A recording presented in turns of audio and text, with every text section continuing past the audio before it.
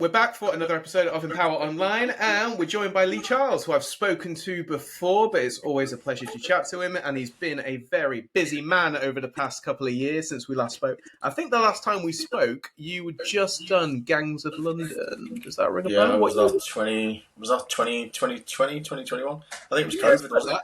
I think it was around lockdown, yeah, so it must have been that time. Yeah. And obviously since then, you've blown up, my friend. You have been, smash it all over the shop. How's life been? Talk me through it. Yeah, it's been good. Obviously during COVID, it was a dodgy time for everyone, wasn't it? That lockdown stuff. Yeah. But as soon as that dropped, and obviously gangs had got out there and people had seen what I was able to do, and it just sort of took off. Since then I've done the Expendables. Worked with Stallone and done a couple of movies with Jason Statham, Gladiator. The new Mission Impossible.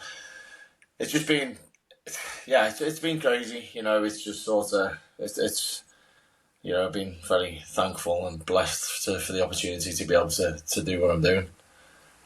Yeah, 100%. You're dropping names there, like left, right, and centre. Like, just work with Stallone. It's all good. Yeah, I'm just dropping with Jason Statham, just having a chat with him, getting beaten up. It's all good. We need to unpack this, my friend. So, Gangs of London was was Gangs of London like the thing that really skyrocketed? Do you think, or like snowballed? I wasn't too sure at first. Obviously, when I first came out, I knew it was received very well, but I wasn't too sure about how my sort of peers and everyone, what everyone thought of it, because it was a weird time. It didn't really get the exposure it should have because we were all sort of locked down. So it felt really like a really weird time. But as the years have gone on, like everyone, I have the American guys going, man, that fight is just insane. Jason Statham. When I was working with Jason Statham said to me, it's one of his favourite fight scenes. Amazing! So that's pretty. Yeah, that was when we were on working, man. And he was just asking how long we had to do it. He was like, "It's amazing." He was like, "How long do you have to do it?" And I told him, and he's like, "No wonder it was so good." He got so long to be able to master it. So it's just nice getting that feedback from obviously people in the industry and people who I put on that pedestal and who I look up to. Stunt performers. I've had American stunt, as I say before, American stunt performers who have pulled me and said how great it was. So it was quite. I was quite fortunate, sort of, to be able to get that out there. And I think in the last couple of years, I think the series has skyrocketed. It's just been shown on Netflix because obviously Netflix and Sky have that deal with each other. Sure. So it hit a whole new audience again, and sort of like reignited that flame again, and getting to work with Jude Boyer and Gareth Evans was Jude's been a friend of mine for years, and he's absolutely fantastic at what he does, and then Gareth, off the raid, as we've said previous, it was just it was quite surreal that moment, and you sort of sit there going, wow, this was surreal. Can I get this surreal again? Mm-hmm. And then it just kept sort of, spiraling and going with it. Sure. And I just think, for me, every time I step foot on set, every time, I'm working with amazing people, They level you up so much, seeing what some of these performers can do in the industry. It's insane. It is insane. I'm good at my fighting. Yeah. I know what I'm good at. Some of the stuff that these guys are doing, and I watch them, and I'm like, okay, I need to take my game to the next level because I'm watching these guys do what they do. And I think being in that circle and being around these sort of creative people and being around these people who are just so highly skilled, it just raises your game. You are the people you're surrounded with. Become them. You do become them people. It's like if you hang around with shit, you become shit. If you hang around with, you're the seventh. If you hang around with people whose game is just so high, and some of the performers out there honestly, you like every time I step onto set with some of these guys, obviously you just your mind's blown by their ability and what they can do, and and sort of it sort of it makes you realise that you're fortunate to be where you are because these people are leveled up, and I'm just fortunate enough now that I've put a lot of work in over these last several years. Sure. People probably they see me in a different light now as well, which is quite nice. And I've earned that trust, and I've earned that. I've earned that opportunity to be able to perform with some of the biggest stars in the world, and you've got to be trusted to be put in that position, and they've got to know that they're not just putting anyone in that position to be able to do that, and I'm really grateful for the coordinators and the people that give me the opportunity to do that. Yeah, amazing.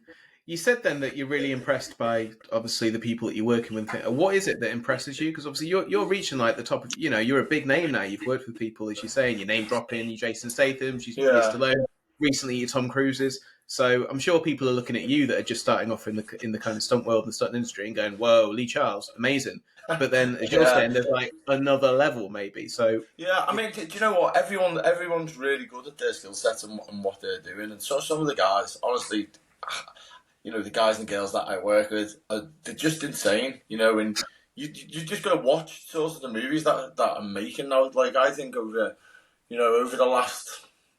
Probably since The Matrix, obviously once The Matrix come out, that leveled the game up like massively. Young Wing Po come over from China. Do you sort of realise the extent of the levels, the training that Keanu and Lawrence Fishburne and that did for that movie was, they were having wushu camps and they were training, and it's sort of like, I think it's always been there. I think, but that highlighted the importance. Jackie Chan for years has been, at the top of his game, phenomenal.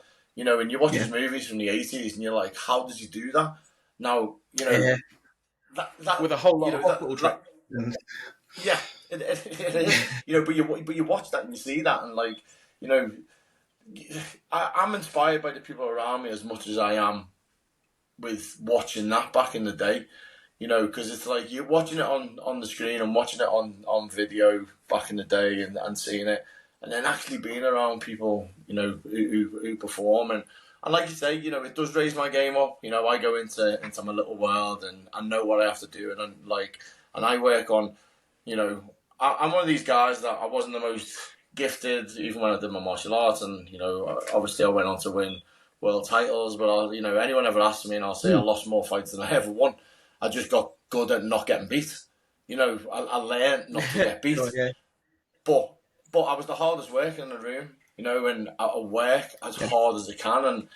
And even now, obviously, you see yourself, I get up at like 3:30 every morning, I'm in the gym for 4.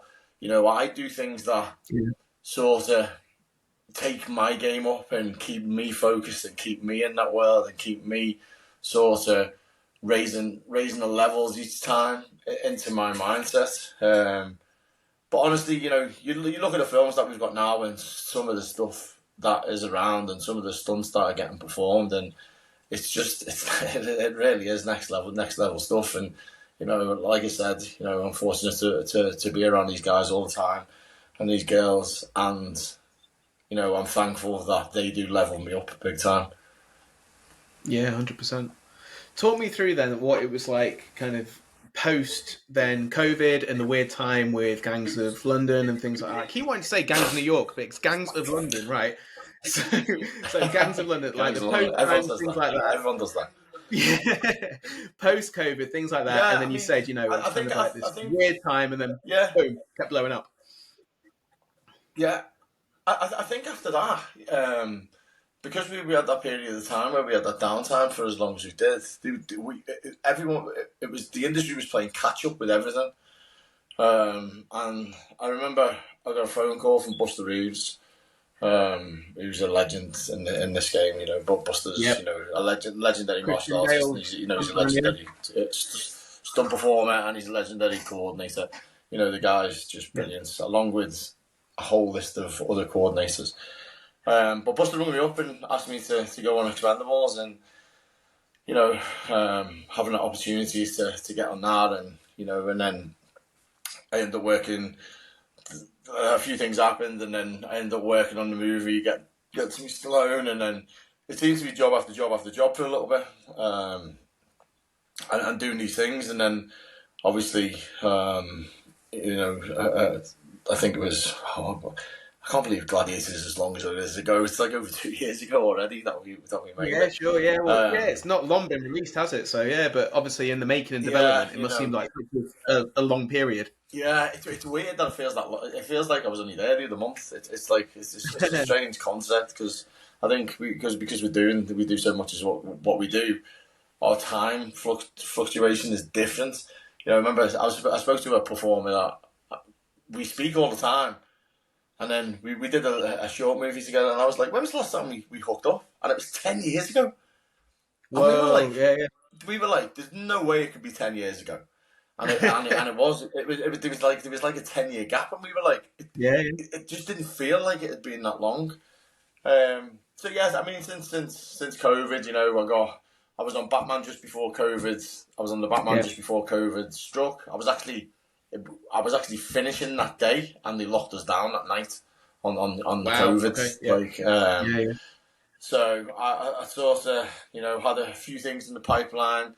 Everything got pushed back, and it was just that crazy period. I think we were all sort of thinking, well, what's going to happen? And then obviously we had the strikes, 2 years ago, which was crazy, and there was a knock-on effect from the strikes.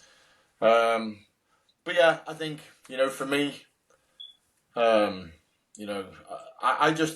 wanted to harness my skills and learn to be able to perform and be able to act and add skill sets to my sort of skills, where, I know we can screen fight, I know we can fight and screen. I have to work on my acting, I have to work on different types of performances, and know that I can be comfortable in front of these people. I think in the last 2 years, it's the list of people I've worked with is nuts, and I sit there myself, and I'm like, is this real? Is this like, is this happened? Obviously I have memorabilia everywhere. I'm in my home, in the barn, and bottom of my garden. I've just got stuff everywhere, and but yeah, I mean, I'm very, very grateful for where I am, and you tell me, when people ask your story and you tell people your story, and I'm like, oh, you're just lucky, aren't you? And I say the same thing all the time. I'm like, yeah. Them tens of thousands of hours that I spent in the dojo, training since the age of 5, not going out, sacrificing, a lot of things, including relationships and stuff, to be able to go abroad and perform and be able to fight. Giving up nights out, giving up opportunities that other people wouldn't do. Even cutting friends down, the group of people that I had around me. I got to a certain point, and I thought, and no disrespect to these guys, that's their lifestyle, and that's great, and but it just wasn't for me. Going to the pub every weekend for Friday, Saturday, Sunday night. Different trajectory. It just it didn't suit my goal and my agenda for what I wanted. So I sort of become a little bit of a recluse, and just, and even now, if the guy, my mate phones me up and he's like, oh, should we go to cinema and watch this? And I'm like, yeah. And then I agree to do it, and then 2 minutes later he phones back and goes, oh, you're not going, are you? And I'm like, yeah, no. I like doing them things by myself or with my boy, and it's not like, I just made the decision, we're here for the short space of time. I'm getting on now. I'm at the latter end of my years from my career. I'm fortunate enough and grateful enough to sort of, everyone keeps telling me I'm everywhere at the moment. I think that was just the fact everything was filmed around the same time and released around the same time. So I just seem to be on everyone's screens at the moment. Sure. But I think it just made I sacrificed a lot to do what I'm doing. So when people say I'm lucky, I think, it's the luck was created from the hard work that I put in, Yeah, 100%. and Don't, that's what I yeah, don't believe. undersell it. If I hadn't have done the things that I did and took the opportunities to do what I did, I would never have gone on to do what I do today. So that's what I believe anyway. So probably 100%. talking on Yeah, my yeah. arse. Yeah, definitely. Don't undersell it, man. Like, as you say, you worked hard and then it's, you're reaping the rewards of it. Talk me Yeah. through then, like, most people won't ever get to kind of experience a film set and working with these huge stars. So talk me through such thing as an average day, if that exists, of kind of walking on set and Yeah. filming I mean, average a fight days. scene. The days are long. It's tiring. It's hard. Depends what we're doing. I think Gangs of London, we did 5 days on that fight scene. We did the setup shots, obviously, initially with the dialogue and stuff like that. And then we had the fight. You're looking at 10-hour days, 10, 12-hour days by the time you're in prosthetics and costume and stuff. So that's 10 hours of being angry, and having Yeah. to stay in that character, which after about 20 minutes, you have a violent headache because trying to be angry, Yeah. excuse me, for that amount of time, I was 2 stone overweight. It was freezing cold. The location was horrible. It was like this old building. It was like a school or a hospital or something. In London, I was getting blood put on me. It was non-stop. I couldn't wear any safety pads because I was semi-naked with a pair of underpants and wellies on. And it was relentless. But man, what an experience! But what a rush, yeah. What a rush. It's just, it is, and I think, for me, walking on set, whenever I walk on set and I'm with the big names that I work with and everything, and I'm a bad film nerd. I'm like a big film geek. I'm a proper nerd. So trying to keep my shit together when when I'm standing Trying not there, to fangirl heavily.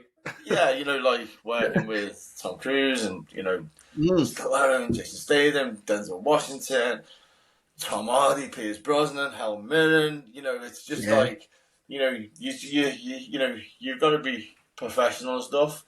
But the film nerd inside of me is like, this is crazy stuff. Sure. And Gladiator. I remember after I did my scene on Gladiator and Ridley, I could hear over the radio. I'm standing in the FX bit, getting my picture taken for FX and stuff, and I heard over the radio Ridley's looking for Lee, and I was like standing there like a robot doing these pictures, and I could see Ridley at the bottom, and I was like, oh no, what have I done? And I remember coming out, and I was like, okay, sir. And then you get Ridley Scott just telling you how great a job you did, and it was outstanding, and thanking me, and and I think I love my job. I'm grateful to be in this position. I'm a bad film geek, I think Ridley Scott's probably one of the biggest directors in the world, Sure. and to stand there and have him say that to you, I remember going back to my room, my hotel room in Malta, and phoning home and being dead emotional. My head was like, but I'd built up this thing in my head, and I wanted to give that moment, and I wanted everyone in the room to feel like when they watched that sequence, it felt real. Joseph Quinn come up to me, and he was like, "Jeez," he was like, "That was insane," and that's one of the main actors, and that you just sort of sit there and you're like, okay, this is what I'm here to do, and and this is what I come for. So for me, it's the best job in the world. For me, it's the best job in the world. It was an amazing fight scene, and I completely forgotten about Mobland as well. Yeah, I was watching that the other day, and then saw you pop up. I think I messaged you, didn't I? Going, I've just seen you in Mobland. The thing with Mobland is I was over in Malta on a movie with Jason Statham again. Another movie I did on the back end of last year. and I got a phone call asking was it available, and he wanted me to play this character. This it was only a brief character, but it was an actual character, and I couldn't do it. And then he phoned me up again. I was still over in Malta, and they were like, "Can you come in?" So in the end, they were like, "We want you to be one of these guys," and then at the end, there's this big thing and stuff. And so I was supposed to go in, and I just I ended up just doing normal stunt work where we just do bits and bobs and everything, but I've got one of them faces now that everyone keeps seeing everywhere. So as soon as you see me, they're like, "This Lee again," So, but I mean, what a what a great experience. I remember standing in a room. I was with Paddy Considine, and we were in the house when the funeral was there, and I'm stood next to Tom and that, and I just remember thinking, all these actors are like proper royalty, Paddy Considine from Dead Man's Shoes, you obviously got Tom, you got, Helen Mirren, Pierce Brosnan, you got Jeff Bell there. It was just, you're standing there with all the, and the thing is for me, I love standing and watching everyone. I love watching them. I love watching how they perform. I love watching how they get into character. I study people. I want to know about. Like, I want to watch and see how they get into certain things. I've worked with some marvelous actors, over the years, and I'm just picking up little things that they do, and sort of trying to implement that into your performance as well when you're given the opportunity to do little things, and it's just great. It's the best job. Yeah. What's the biggest misconception, do you think, about kind of stunt work and people having an idea of it, but then the reality, I suppose? Misconception. It's not all glitz and glam. So, yeah. As you say, I think everyone thinks. I think everyone sees the sort of Hollywood thing and thinks it's all glitz and glam. And it's not, the work that's put in by every single department is insane. It's an insane amount of work done in by everyone. Just to give, the audience and the viewers this, this creative thing. So I think, people know sort of what goes on sort of. But I think, the whole process, behind everything is just insane. And I think if everyone knew the detail and hard work that went into creating something like that, they would have a better understanding for stuff. I see people slagging films off sometimes online, and I like, and you do get films that aren't that great. But at the same time, the work that's gone into getting that film to where it is, to getting it out, and that's someone's pride and passion and everything else. And I know it doesn't bother anyone, but at that time and at that moment when everybody's working collectively to bring what they hope is going to be something special to the audience. Sometimes you sit there and you're like. And I think now there's so many film critics. Everyone seems to be a film critic, and everyone seems to have an opinion on what they think is a great film. But everyone's got an opinion. Yeah, definitely. How much input do you get into kind of the characters that you portray? Do you get to put like your own mark on it, or is it quite strict and narrow? Yeah, I think it depends, really. I mean, obviously the director, they sort of tell you, they give you a description of what they want the characters to sort of be like and how they would want you to play it.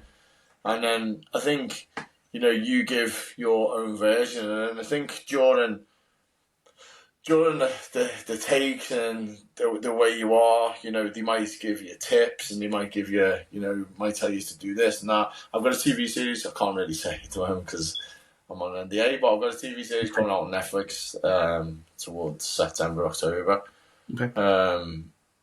And you have a sort of conception of how you think it should be done, and then you try and you try and collectively get, you try and take bits from other characters, if that makes sense. So things that you've seen and maybe something you've experienced, but then the director or whatever might have an idea of something else that they see it, and you might want to play it down a bit or play it up a bit. And so I think that, like, for me, the most important thing is, like I said before, it was learning to understand sort of about taking direction and knowing how to perform on camera and making it easier for the director or, you know, whoever's put me in that position, or you know, to for them to be able to work with me. I think that, you know, that was important for me. But yeah, I mean, I don't know. I'm always the bad guy, aren't I? I'm always the bad guy. I always die. You know, my son actually said to me when we watched a few films, he's like, "Dad, why are you so rubbish at fighting?" And I'm like, in the movies, mate. In the movies. I've got to say, my friend, who you know as well, David Marshall Titch, he's just taking my he's taking my kickboxing class at the moment, and he just said, "Oh, I hear you're interviewing Lee Charleston. Just ask him if he's ever going to survive in a movie and not get beat up." Hounds of War. I mean, Hounds of War survived. And I end up being a good guy. So, but a funny story with Hounds of War. I got a phone call from a producer. And they phoned me up and they're like, "We're doing this film, we're doing a Frank Grillo." I'm a big Frank Grillo fan. Fortunate enough to call him a friend now. And I remember them going, "Oh, you got a fight scene and stuff." And, you know, like, when you sort of semi-listen, but you don't really listen. And I was just thinking, I've got a fight scene with Frank Grillo, over in Malta again. So I was like, yeah, you know, that sounds, you know, we'll go over there, do this little fight, come back, it'd be nice little break. So I was on my way up to Scotland to film Backhill, and I remember my plane tickets come through, and I remember looking at my plane tickets, and I was like, "Wow, why am I there for 7 weeks?" I was like, right. I just because I'm thinking I've only got this fight. So I'm like, why am I there for 7 weeks? And then I thought they sent me the script, and I thought, I better read through the script and see what's what. So. But I only thought I thought I was just coming in to have that little fight with Frank and then to go. Sure. And I remember reading the script and I was like, "Oh, there's the fight with Frank," and I was like, yeah, and I kept going. I was like, "Oh, there I am again. Oh, I've got dialogue. Oh, there I am again. I've got another fight. Oh, there's another fight." And I ended up being this, and then I got to the end of the script and I was like, "I'm not dead." Eh? And I walk off into the I was supposed to walk off into the sunset like a cowboy. Yeah. So for me, it was you know. It was nice to have that opportunity to I was a bad guy, but I wasn't like a bad guy. It was a weird sort of the way it was worked. But again, you know, getting to work with Frank and Rona Mitra, then it was Frank's amazing. So I'm looking forward to seeing him. A really hard-working guy by the looks of it. Yeah, great guy. Love him. You know, we spent a lot of time training together when we were over there and stuff, and good martial arts as well. Still speak to him a lot now. You know, probably every other day. You know, we have a little interaction of some sorts, and nice. You know, he's got Peacemaker, he's got Superman due out in July, and you know, he's doing really well. It's, you know, it's well deserved as well. Good guy. So next time you message him, just mention the Empower Online podcast and how Dan's always looking for guests and how he'd love to have Frank Grillo on. So yeah, you can hook me up, bro. What's been one of the favourite? It's a difficult question, I know, because I'm sure they're all great in their own way. But what's been one of your favourite projects to work on? Do you know what I mean? Over the last 2 years, for me, you know, Gladiator was a dream come true. You know, I remember going to cinema to watch the first one probably about 6 times. So having the opportunity to fight, you know, Lucius and, you know, be a featured character and, you know, get to perform in front of Denzel Washington and Joseph Quinn and get to actually perform with Paul Mescal, you know, you know, in front of Ridley Scott, and it was insane. Getting the pat on the back by Ridley Scott as well. Yeah, but the Mission was like... I got a phone call to go for an audition for Mission, and I went for the audition, and the audition went really well, and then I got a phone call the next day to say, was I able to start on a Monday? And then I went in, and then I remember saying what it is that we're doing. I thought I was just going to be running the background with a gun and get shot, and that type of job, and Yeah. to then have the opportunity to work as close as I did with Tom Cruise, and not realise how much of a fan of Tom Cruise I was before obviously I've grew, my generation grew up with his movies, I remember bunking into Butland when I was 10 to go and watch Top Gun. Nice. So I was like 10 in 1986, and it was on the cinema. And I remember being in Pwllheli in Wales. I'm bunking in with my dad's mate's son and his daughter, and we went to watch Top Gun, and then becoming obsessed with fighter pilots and stuff like this, and then there was a load of, I just grew up with Tom, from the likes of that to A Few Good Men to The Firm, Last Samurai, Colour and Money. I could just Cocktail. I could just Jerry Maguire. I don't think I realised how much of a fan I was, like, until I was there with him, and I was like, this is Tom Cruise, and so for me, Mission and the team is amazing. Getting to work with Wade and Ruder and Susie and all the guys that I was with, Stevie and Igor and Kyle, Malachi. They do just an amazing team to work for, and to be featured in Mission Impossible and fight Tom Cruise. It's just it's. What was that like? So how Tom Cruise is arguably probably the biggest Hollywood star going at the moment, and you get an opportunity to fight him on possibly one of the biggest action films ever. How do you prepare for that, kind of physically, mentally, spiritually? Do you know what? I don't know how I did. I was nervous. Is it a case of like professional head? Let's go. Switch mode. It was. I treat my on-screen fights like I did when I was fighting, and I take myself to the same place that I used to take before a fight. So I know I'm in that zone, and I know I'm there, and I know that when I'm on, I can perform. But it's Tom Cruise. Yeah, it's like he's the biggest star in the world. What was he like to work with? Because obviously he's known for being an action man himself and just doing his own stunts. Top guy. There was that famous one there where he jumped off the fucking cliff or whatever it was on the motorbike and then parachuted down like 50 times in a day or something. He's phenomenal. There'll never be another Tom Cruise. No. Ever. He's just. And I'm very, very thankful to have that opportunity, and I'm very thankful that I could sit there. I could take my dad to the screening, and Tom was at the front of the audience, and I got to share that with my dad. I went to watch the film last Sunday with my mum and my son. My son got to watch me fight Tom Cruise on the cinema. I'll keep that for me. It's just. It's insane to have this opportunity to do what I do, and I'm very grateful and thankful for people putting their faith in me to be able to give me the opportunity to do this, and to be there, and it's Tom Cruise. I remember going to see. I went to see Maverick, with my girlfriend Rachel, and I was like, "You need to come see it. I want to go see it. We've got to go see it in the cinema."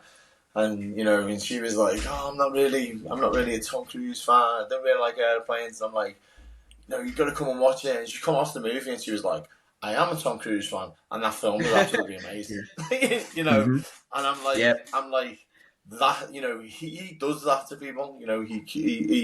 He's the last of the Hollywood big superstar. He makes film. He makes film for film, and it's just, to like I say, to have the opportunity to be with him on screen and to to be fortunate enough to share that moment on screen with them. You know, I'll be forever in debt to Wade and the guys for putting me there.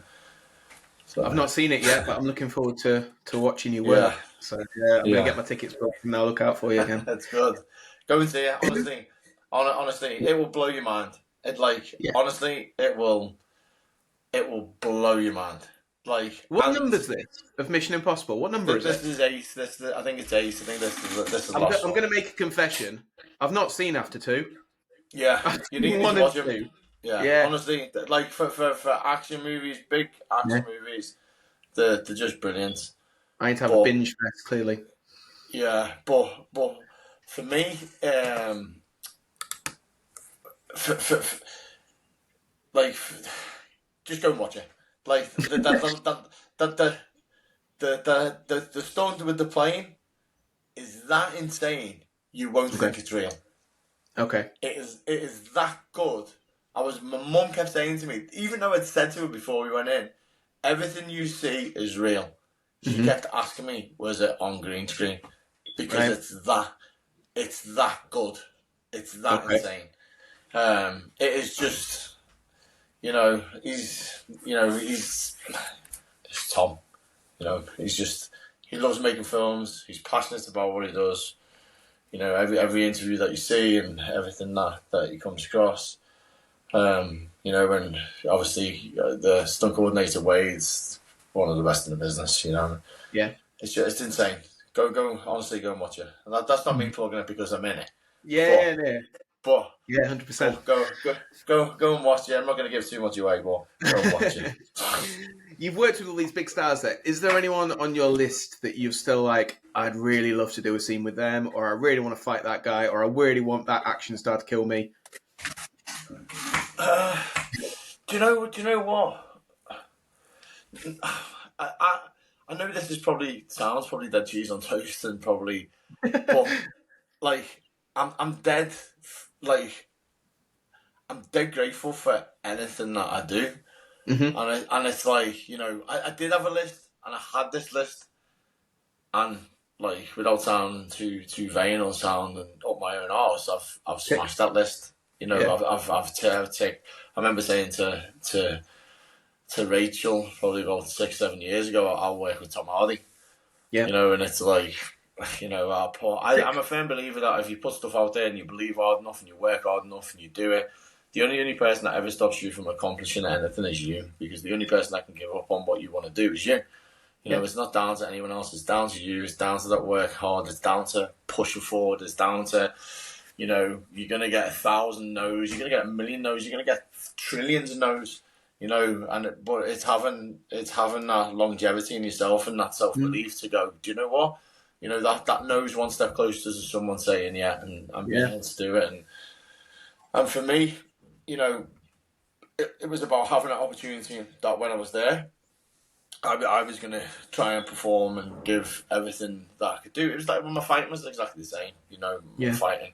Like I said earlier on, I wasn't the greatest, wasn't anything else. I remember for years, I was British champion, European champion for years, and the world title eluded me for ages. And they just eluded me, and then obviously I started training with Benny Okides, and and it wasn't anything that he taught me; it was what he said to me, and he completely changed my mindset. And then all of a sudden, What did he say? I wasn't getting beat no more. It was just the way he spoke to me, and the way he made me look at things different, and sort of try and remove a little bit of that ego. When you're going in with like you've got to have an ego. You can't go out fighting and do the stuff that I was doing without having an ego. You have to have an ego, because an ego's what pushes you to the forefront and makes you successful within that thing. But it was just a few little changes in mindset. And I used to sit there and I just used to listen to him all the time. And I remember, I'd be on set with Benny or we'd be training. And I remember going back to my room after we'd been together and just be like, my mind was just completely blown. But he was fixing them missing pieces in the jigsaw every time we spoke and every time we were together. And I remember going for a world title, and then And then all of a sudden, I remember like at a point thinking, this is getting easy. It wasn't. I was still getting my face punched in, and I was still Yeah, having at the half fight. But the understanding of what I was meant to be doing become easy. And he just got me over the line, and again, thankful to Sensei Benny for giving me the opportunity to do what I'm doing today, and he opened the door to Hollywood. He was the one that give me the opportunity and the chance to be able to perform and to be able to do things, and that was crazy to have my hero, one of my heroes, one of the people who I aspired to be like, one of the people that I loved and like devoted to growing up, watching his stuff, seeing him fight, buying every magazine that he was in, buying every book that he released, getting imported videotapes and DVDs from abroad to be able to watch certain things. So then have the opportunity to meet him and him gift me what he has, I'll forever be indebted for him, for the rest of eternity for that opportunity. And I love him, and I love Sensei Sora for forever, they seen something in me, and they opened me to this world, and it was just incredible. Forever indebted to him, forever. What's next on the plan for you then in this world? I know you said you've got some stuff on the plan that you can't say because of NDAs, but if you can tell us. Yeah, I've just been where I've been away, so I'm grateful to be home, to be honest, for a couple of weeks. Yeah. I had a phone call last week for something really big. Can't say what it is yet, so unfortunately. And I've got a few other things in the pipeline. I just keep working, keep slugging it, keep doing what I'm doing, keep training hard. Try and tell my body that it's not as old as it is. Try and sort of kid it. If I can. Have you had any injuries on set or anything like that? Have you had any injuries? This the case in my shoulder and my collarbone on Gladiator, and I've done a few, a few little bits, but I'm not. It doesn't bother me. I'm if you were doing Tour de France, or you were doing 100 meters, or you play football, or you play rugby, or you drive Formula One, anything that has, some kind of physicality, and there's always an element of risk and stuff. But the sets, the health and safety standards are all done, and to the highest possibilities. Every now and then you'll get clipped. I quite like getting clipped. It doesn't bother me. But no, it's not. Yeah, no. But what's on the horizon? Do you know what? I just want to keep working. I want to keep working for as long as I can. I want to keep working for as long as people think my ugly mug is capable of being on the screen and doing these parts, and whilst I'm still mobile and whilst I'm still doing it, and leaving that legacy behind that my son can sort of, and my stepchildren can sort of aspire to, and see what my work ethic sort of got me. What my focus was to get. I want to open another big martial arts school, obviously within the next 12 months, and I want to give kids the opportunity to not do what I do, but give them the opportunity to create that mindset that sort of got me to where I am today. I think it's important, especially in today's society, with the way society is with kids and stuff, and everyone's quick to label them and stick, different kind of numbers, letters out the alphabet, and label them with all this stuff. And I think it's important, to let the kids know that they're never dictated by where they grow up. That doesn't make them, that doesn't dictate who they're going to grow up to be, just because you grow up, in an area that isn't, you know, affluent, you know, it's not, you know, it doesn't give you the opportunity to go out and chase your dreams and stuff. You know, I want to give the kids the opportunity to go, you know, I did it. This is what I did. You know, I grew up in a council estate. I grew up, you know, my mum and dad did the best for us. They were young. They had 4 kids. We were never without as such, but we never had the best of, like, you know, some of the other kids did, you know, and but I was forever grateful for what they taught me as well. And I just want to give back to the kids, and I want to try and create a chain of martial arts schools that teaches the essence of what got me to where I am today, and that, you know, that hard work ethic, you know, and knowing that, you know, if you have a dream, then chase it. And you know yourself, the martial arts isn't about fighting, you know, and the stuff that we do within the martial arts isn't about fighting. It's about creating that unbreakable spirit. It's about creating a resilience to all the negativity. It's about learning to fail and get up and move forward. It's about knowing that life in general is pretty shit, but you can create your own path within that and push forward and move on. And I think the misconception with martial arts, because of the way martial arts is perceived nowadays through the UFC and these sort of, no disrespect to these fighters, but a lot of them are martial artists, the fighters. It's different. They do bits of everything, and they're not masters of one specific thing. I think the fighters today have lost what the Machidas and the Joe Tempieres used to have, and the likes of them fighters. They're all talented fighters. They're all really good at what they do. But when it comes to that deeper internal martial arts thing, it's slightly different. And I think the martial arts, for me, and me giving back to the kids, I wanna give them that unbreakable spirit where they feel that they can go on to achieve this or whatever they can do. And so I think over the course of the next few years, as I'm starting to get fragile and more grey and everything starts to slow down and stuff, let's concentrate on building them chains of skills to be able to give back to the community, to be able to give back to all the kids. You know, I think kids have got it hard nowadays. You know, there's not much out there for them to do, and I think life's a little bit tougher than what it was when we grew up. You know, we were allowed to be tough. I think in today's day and age, that you're not allowed to be tough no more.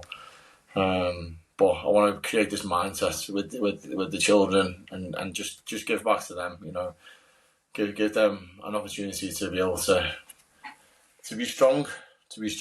So yeah, my little rant.